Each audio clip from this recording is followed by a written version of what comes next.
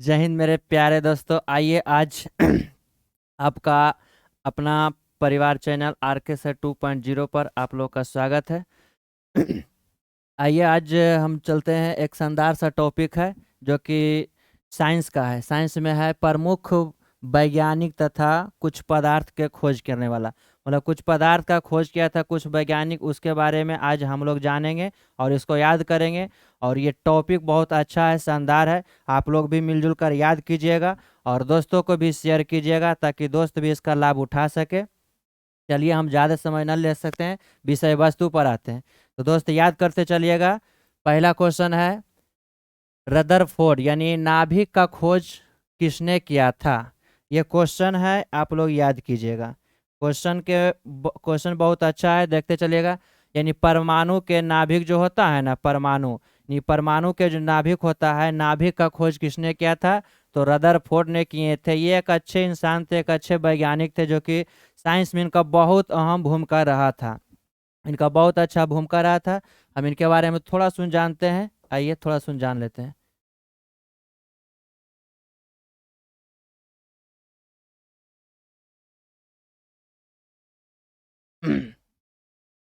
चलिए आइए।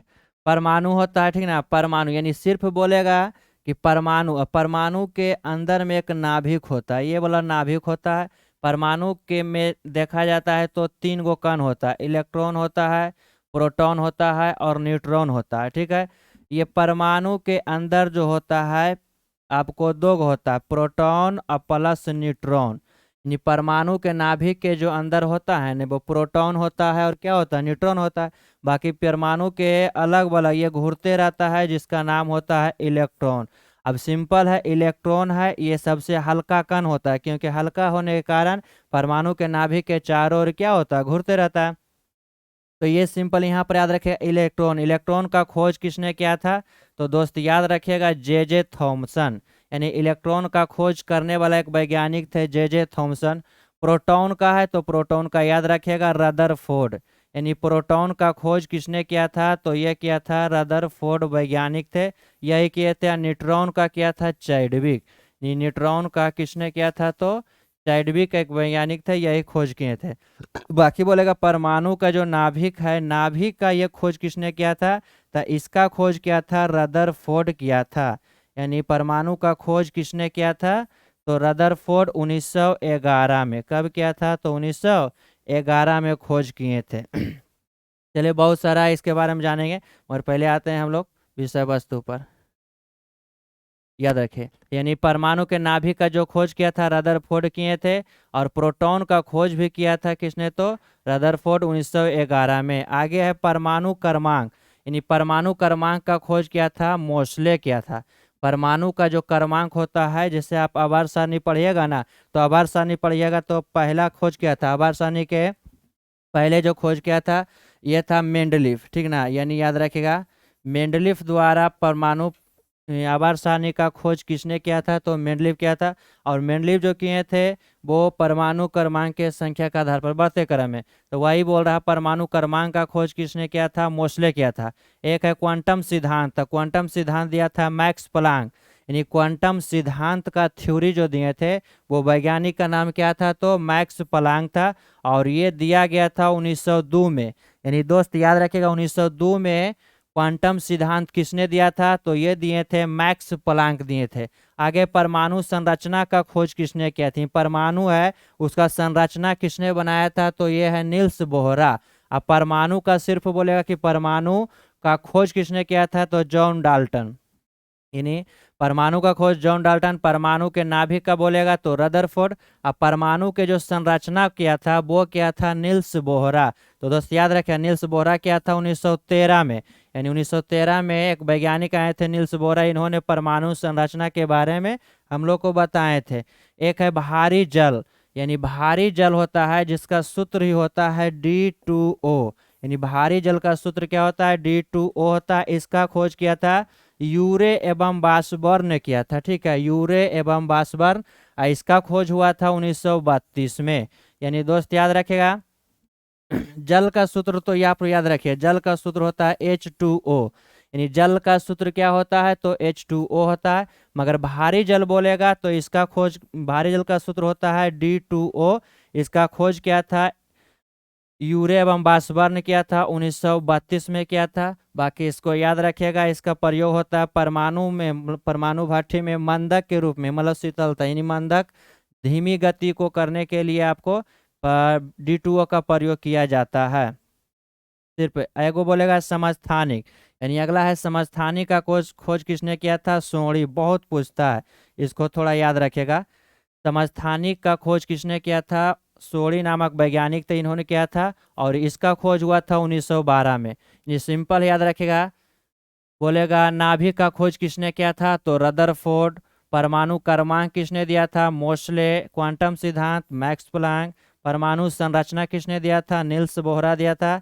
भारी जल का यूरेनियम बाष्पन। और समस्थानिक जो होता है, जैसे सबसे ज्यादा समस्थानिक किसका होता है, तो ये होता है आपको पोलोनियम का, ठीक ना। 27। आगे है रेडियो एक्टिव तत्वों का खोज किसने किया था, तो रेडियो एक्टिव तत्व की खोज किया था मैडम क्यूरी किया था, ठीक है। यानी मैडम क्यूरी जो कि रॉबर्ट पियरी थे ना, उसी का पत्नी का नाम मैडम क्यूरी था। रेडियो एक्टिव तत्व का खोज हुआ था 1898 में। किसने किया था, तो ये खोज किए थे एक वैज्ञानिक व्यक्ति थे, मैडम क्यूरी थे। पॉजिट्रॉन होता है, ठीक है। तो पॉजिट्रॉन का खोज किया था एंडरसन। पॉजिट्रॉन का खोज किसने किया था, एंडरसन नामक वैज्ञानिक थे, इन्होंने एक कण खोजा था, इसका नाम था पॉजिट्रॉन। तो पॉजिट्रॉन का खोज कब हुआ था, 1932 में। यानी पॉजिट्रॉन का खोज बोलेगा कब हुआ था, 1932 में हुआ था दोस्त। और इसका खोज करने वाला वैज्ञानिक का नाम था एंडरसन था। कौन था, तो एंडरसन। आगे फोटोन। फोटोन का खोज किसने किया था, तो ये था क्रोम्पटन, एक वैज्ञानिक थे। क्रोम्पटन एक वैज्ञानिक थे, ये खोज किया था फोटोन। जैसे बोलता है सभी विद्युतीय चुंबक किसका बना होता है, तो फोटोन का, यही फोटोन है। इसी का खोज किसने किया था, तो क्रॉम्पटन नामक एक वैज्ञानिक थे। इसका खोज हुआ था 1925 में। यानी 1925 में किसका खोज हुआ था, तो याद रखिए फोटोन का। फोटोन का खोज किसने किया था, क्रैम्पटन। और सभी विद्युत चुंबकीय जो बना होता है किसका, फोटोन का बना होता है। आगे है वर्ग विस्थापन का जो नियम दिया था, तो वर्ग विस्थापन का जो नियम दिया था वो वैज्ञानिक का नाम था फैजांस एवं सोडी। सोडी एक नाम वैज्ञानिक था, इन्होंने समस्थानिक का खोज किया था। वर्ग विस्थापन का जो नियम दिए थे ये फैजांस एवं सोडी नामक वैज्ञानिक ये दिए थे 1913 में। यानी आपको ये उतना मायने नहीं रखता है, डेट उतना मायने नहीं रखता है जितना मायने आपको रखेगा वैज्ञानिक और ये प्रमुख खोज करने वाला, ठीक है। कृत्रिम नाभिकीय रूपांतरण, यानी कृत्रिम जो नाभिकीय होता है, नाभिक होता है, उसका रूपांतरण किसने किया था, तो रदरफोर्ड। जो कि ये सोने का, मतलब सोना का एक लिए थे, कण लिए थे, अल्फा कण, वो मतलब बौछार किए थे, ठीक ना। उसी से पता चला था कि यहाँ से 3 कण निकलता है, alpha beta gamma, alpha beta gamma, ठीक है। तो इन्होंने मतलब जब ये अपना एक्सपेरिमेंट कर रहे थे परमाणु के नाभिक में, तो यहाँ से 3 गो कण निकला था, अल्फा बीटा गामा निकला था। और ये तीनों का नाम यही दिया था, अल्फा बीटा गामा। क्लियर। आगे चलते हैं। संयोजकता का इलेक्ट्रॉन सिद्धांत, मतलब संयोजकता का इलेक्ट्रॉनिक सिद्धांत जो होता है, इसको कौन दिए थे, तो कोसेल एवं लुइस। कोसेल एवं लुइस नामक वैज्ञानिक थे, इन्होंने एक सिद्धांत दिया था संयोजकता का इलेक्ट्रॉनिक सिद्धांत। ये कब दिए थे, 1915 से 16। 1915 से 16। आधुनिक आवर्त सारणी का खोज किसने किया था, मोसले। आधुनिक आवर्त सारणी का खोज किसने किया था, 1900 सॉरी किसने किया था, मोसले किया था। और ये परमाणु भार के आधार पर बताया था। जैसे आपको बोला जाए मेंडलीफ,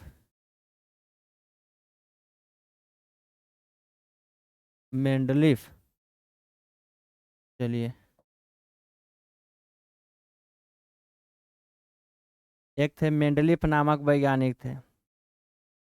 आवर्त सारणी का खोज इन्होंने किया था 1869 में। और ये जो किए थे ये परमाणु क्रमांक के आधार पर, यानी परमाणु क्रमांक के आधार पर, चलिए याद रखें, परमाणु क्रमांक के आधार पर जो खोज किया था, ये कौन किया था, तो एक वैज्ञानिक थे जिसका नाम था मेंडलीफ। यानी परमाणु क्रमांक के आधार पर इन्होंने खोज किया था। किसका खोज किया था? तो आवर्त सारणी की इन्होंने सरियाए थे, मतलब आवर्त सारणी जो है उसमें रखे थे, तत्व को रखे थे। ये जब रखे थे तो पूरा था 63 गो। और वही आगे आए थे मोस्ले। मोस्ले जब आए थे इन्होंने आधुनिक आवर्त सारणी का खोज किया था। ये किए थे 1913 में। यानी कब किए थे? तो 1913 में किए थे। ये ये किए थे 1913 में। चलिए याद रखिए 1913 में ये किए थे। उस तरह से आगे है मेंडलीफ, यानी याद रखिएगा आवर्त सारणी के जनक बोलेगा तो किसे बोला जाए? मेंडलीफ को। आवर्त सारणी का जनक अगर बोला जाए कि आवर्त सारणी का पिता कौन है, तो मेंडलीफ को बोला जाता है।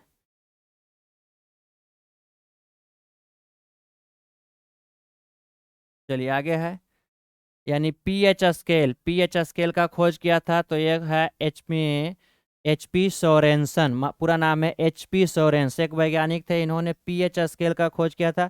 और पीएच स्केल जो है इसका बोला जाता है, पीएच स्केल का काम क्या है? तो ये मापेगा आपको उदासीन मापेगा, अम्लीय मापेगा, और ये क्या बताएगा? क्षार, यानी क्षार बताएगा।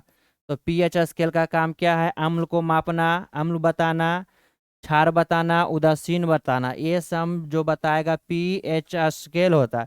जिसका खोज किसने किया था? तो इसका नाम रखेगा एचपी सोरेंसन। एचपी सोरेंसन 1911 में। यानी पीएच स्केल का खोज कब हुआ था? तो ये याद रखिएगा 1911 में। और किसने किया था? तो एचपी सोरेंसन एक वैज्ञानिक था, वही थे। एगो है एक्सरे मशीन का खोज किसने किया था? एक्सरे मशीन का खोज किसने किया था? तो ये इसका नाम है रोएंटजन। मतलब एक्सरे एक मशीन होता है ना, एक्सरे, हालांकि एक्सरे किरण है, तो एक्सरे किरण का खोज किया था रोएंटजन। और एक्सरे मशीन जो है उसका नाम था रोजेंस। यही वैज्ञानिक थे, रोजेंस था। सापेक्षता का सिद्धांत किसने दिया था? ये दोस्त आप लोग को याद होगा, और याद फिर से कर लीजिएगा। सापेक्षता का सिद्धांत दिया था आइंस्टीन दिया था। नहीं, सापेक्षता का सिद्धांत किसने दिया था? तो आइंस्टीन दिए थे। ये एक अच्छे वैज्ञानिक थे, इन्होंने बहुत अच्छा से बताए थे इसके बारे में। आगे है गैसों का विसरण। ये ग्राहम दिए थे, ग्राहम बेल दिए थे, ठीक है। गैसों का जो विसरण होता है, फैलाव होता है, इस नियम को प्रतिपादन करने वाला वैज्ञानिक थे, उसका नाम था ग्राहम थे। सहसंयोजकता का सिद्धांत इसका दिया था लुइस। सहसंयोजकता का सिद्धांत दो दिए थे, उसका नाम था क्या था? तो लुइस था। क्या था? लुइस। आप लोग याद करते चलिएगा।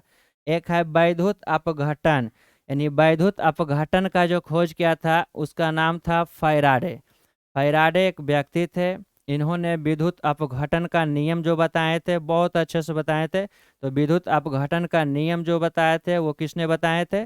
तो वैज्ञानिक का नाम था फैराडे। ऐसे भी याद रखिए, जैसे विद्युत धारा, तो विद्युत धारा जो मापा जाएगा एम्पियर में, यानी विद्युत धारा जो होता है एम्पियर, मगर विद्युत धारता मापने का जो इकाई होता है फैराडे।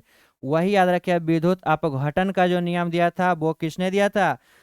फैराडे एक वैज्ञानिक था, यही दिए थे। आगे है संक्रियन ऊर्जा का सिद्धांत किसने दिया था? तो इनका नाम था आहियन, मतलब आहिनियस, ठीक ना, आहिनियस। आहिनियस एक वैज्ञानिक थे, इन्होंने संक्रियन ऊर्जा का सिद्धांत दिया था। ब्रह्मांड में संक्रियन ऊर्जा भी है, इसका सिद्धांत देने वाला एक वैज्ञानिक थे जिसका नाम था आहिनियस। आहिनियस थे, ठीक है। आगे है प्रसरण, यानी प्रसरण दाब का जो नियम दिया था वो दिए थे बर्कले दिए थे, याद रखिएगा। बर्कले एक नामक वैज्ञानिक थे, इन्होंने एक सिद्धांत दिया था प्रसरण दाब। प्रसरण दाब दिए थे। हालांकि दाब अगर देखा जाए ना, तो दाब होता है, दाब को मापने वाला होता है मीटर, उसका नाम होता है बैरोमीटर। मतलब दाब, और दाब का ऐसा मात्रक जानिएगा पास्कल, यानी याद रखिएगा दाब का ऐसा मात्रा क्या होगा? तो ये होता है पास्कल होता है। दाब का ऐसा मात्रा क्या होता है? पास्कल। और दाब को मापने वाला जो यंत्र है उसको नाम है बैरोमीटर। क्या है? तो बैरोमीटर। ये बैरोमीटर से क्या मापा जाता है? दाब मापा जाता है। और इसका जो ऐसा मात्रा होता है पास्कल। जैसे कैलकुलेटर है, तो कैलकुलेटर का खोज करने वाला एक वैज्ञानिक था, उसी का नाम था क्या? पास्कल। तो दोस्त याद रखिएगा, प्रसरण दाब का नियम किसने दिया था? बर्कले दिया था। तनुता नियम, तनुता नियम दिया था आस्टबाल्ड, ठीक ना।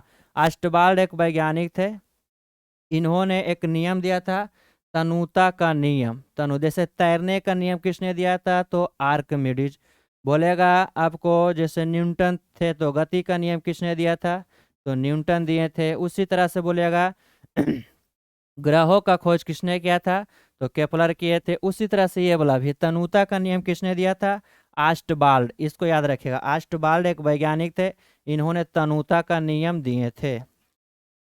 याद करते चलिएगा, आगे है देखते हैं। अच्छा, ध्वनि की चाल, चलिए इसको भी देख लेते हैं। ये भी याद कर लीजिएगा, बस 2 मिनट में याद करवा देते हैं। आप लोग भी याद करते चलिएगा, ज़्यादा बड़ा वीडियो भी ना बनाएंगे। ध्वनि की चाल है एक टॉपिक, ये भी है, इसको भी हम लोग याद कर लेते हैं और ये पूछता भी है, ठीक है। ध्वनि की चाल जो है इसको याद रखेगा। सबसे पहले याद रखें, ध्वनि की जो चाल होता है सबसे ज़्यादा होता है ठोस में, ठोस के बाद होता है द्रव में, और द्रव के बाद होता है गैस में। मतलब अगर ध्वनि सबसे ज़्यादा चलेगा या सबसे ज़्यादा रहेगा तो किस में रहेगा, ठोस में रहेगा, उसके बाद रहेगा द्रव में, उसके बाद किस में, गैस में। मतलब ध्वनि की चाल सबसे कम अगर बोलिएगा तो गैस में, और सबसे ज़्यादा बोला जाए तो ठोस में। तो हम लोग याद करते चलते हैं। ऐसे ध्वनि की जो चाल होती है मूल रूप से ब्रह्मांड में यानी वायु में होता है 332 मीटर प्रति सेकेंड, 332 मीटर प्रति सेकेंड होता है। चलिए हम लोग सिर्फ जानेंगे ध्वनि, ऐसे एक चैप्टर है, ध्वनि चैप्टर है, और इसको पढ़ना भी अच्छा होता है, ये पढ़ना भी चाहिए। मगर हम लोग सिर्फ आज जानेंगे ध्वनि की चाल किसमें कितना होता है, ये हम जानेंगे। बाकी चैप्टर बाई चैप्टर भी लाएंगे, वो पढ़ना है, हम लोग मिलकर पढ़ेंगे। मगर आज के है जो कि ध्वनि की चाल किस पदार्थ में कितना है, किसमें ज़्यादा किसमें कम होता है, ये हम लोग जानेंगे, ठीक है। चलिए आगे चलते हैं। यानी सबसे पहले याद रखिएगा कार्बन डाइऑक्साइड CO2, ऐसे याद रखिएगा सबसे भारी गैस होता है CO2 होता है। जो कि मानव में अगर देखा जाए तो मानव स्वास्थ्य अगर लेता है, मतलब श्वास लेता है तो कार्बन डाइऑक्साइड भी लेता है, छोड़ता भी है।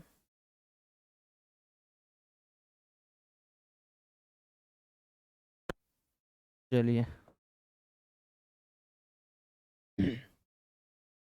चलिए हम लोग याद करते चलेंगे, याद आप लोग भी कीजिएगा। कार्बन डाइऑक्साइड में सबसे कम अगर गैस में होता है तो कौन सा गैस में, CO2 में होता है, ठीक है, CO2 में होता है। तो याद रखिए कार्बन डाइऑक्साइड में ध्वनि की चाल कितना होता है, 260 मीटर प्रति सेकेंड। शुष्क वायु, वायु कुछ भी दे उसमें होता है 332 मीटर प्रति सेकेंड। मतलब ध्वनि की चाल ही होता है 332 मीटर प्रति सेकेंड में चलता है। आगे हाइड्रोजन, हाइड्रोजन भी क्या है, तो एक गैस है, मगर इसमें होता है 1244 ठीक है, 1200 कितना होता है, 84। तो देखिए सबसे कम, यानी बोलेगा कि बताइए सबसे ज़्यादा किस गैस में ध्वनि की चाल होती है, तो हाइड्रोजन में कितना, तो 1284। और सबसे कम कौन सा गैस में होता है, तो कार्बन डाइऑक्साइड 260 मीटर प्रति सेकेंड। आगे चलते, आसुत जल होता है, ठीक है, आसुत जल में, मतलब आसुत जल बोले या जल बोलेगा, इसमें होता है 1498 मीटर प्रति सेकेंड, 1498 मीटर प्रति सेकेंड। ये किस में चलता है, आसुत जल में। एक होता है समुद्री जल, तो समुद्री जल में होता है 1533, समुद्री जल में जो होता है कितना होता है, तो 1533। यानी समुद्री जल में कितना होता है, तो 1533 होता है। आगे है भाप में, भाप में ध्वनि की चाल 405 होता है, ठीक है। भाप में जो होता है ध्वनि की चाल कितना होता है, 405 मीटर प्रति सेकेंड। फिर से याद करिएगा, कार्बन डाइऑक्साइड में 260, शुष्क वायु में बोलेगा या तो वायु में बोलेगा, हवा में बोलेगा, जो भी बोला जाए 332 मीटर प्रति सेकेंड। हाइड्रोजन में बोलेगा 1284, आसु जल में बोलेगा 1498, समुद्री जल में बोलेगा 1533 या 31 रेंज में देता है, ठीक ना, 1531 से 33 भी आपको मिलेगा। भाप में कितना होता है, 405, यानी भाप में जो होता है कितना होता है, 405।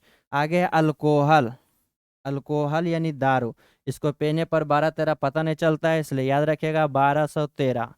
यानी अल्कोहल में ध्वनि की चाल होती है, बट होता है कितना, तो 1213 मीटर प्रति सेकेंड होता है। पारा याद रखिएगा, पारा, पारा एक धातु है जो कि द्रव अवस्था में पाया जाता है, ठीक है। तो ये पारा है जिसका संकेत अगर देखा जाए तो Hg होता है, इसे मरकरी बोला जाता है। ठीक है, पारा ये मतलब देखा जाए तो द्रव अवस्था में पाए जाने वाला धातु है। ये पारा में ध्वनि की चाल होता है 1450। पारा में ध्वनि की चाल जो होती है कितना होता है 1450। और रक्त में यानी मानव का जो रक्त होता है, रक्त पहले है क्या तो एक सहसंयोजी उत्तक। यह तो याद रखिएगा, जो रक्त होता है सहसंयोजिक उत्तक होता है। रक्त बोलेगा कितना प्रकार के तो 3 प्रकार के, आरबीसी, डब्ल्यूबीसी, एक होता है प्लेटलेट्स होता है। ठीक है, तो वो आपको टॉपिक आएगा उसमें हम जानकारी लेंगे। आज सिर्फ इतना चलते हैं कि रक्त में ध्वनि भी चलता है, मगर चलता है कितना रफ्तार से 1570 मीटर प्रति सेकंड की रफ्तार से चलता है। ठीक है, तांबा में ध्वनि की चाल होता है 3750। ठीक है, यानी तांबा जो है एक धातु है, इसमें भी मतलब ध्वनि की चाल होती है कितना होता है 3750।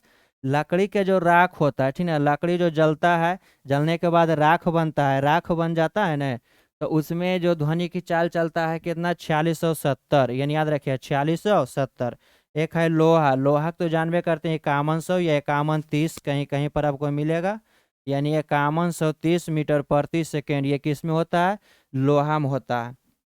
आगे है कांच में, कांच में 5640 होता है, मतलब कांच में ध्वनि की चाल जो होती है वो होता है 5640। सबसे ज़्यादा एल्युमिनियम में होता है 6400, यानी एल्युमिनियम में कितना बोलेगा 6400 या 6420 बोलेगा, ये ऑप्शन के हिसाब से रखेगा। तो याद रखेगा ध्वनि की चाल किस में कितना होता है। ये एक टॉपिक आज खत्म किए हैं। ऐसे ऐसे बहुत सारे मतलब साइंस में भी है, ज्योग्राफी में भी है, हिस्ट्री में भी है, सभी का टॉपिक डेली आपको आएगा और डेली याद करते चल जाना है। इसके अलावा भी एक सेट लाएंगे जो कि बिहार सीजीएल और एसआई, बिहार एसआई रहेगा। ठीक है, उसी के लेवल का हम लोग एक सेट लगाने जा रहे हैं।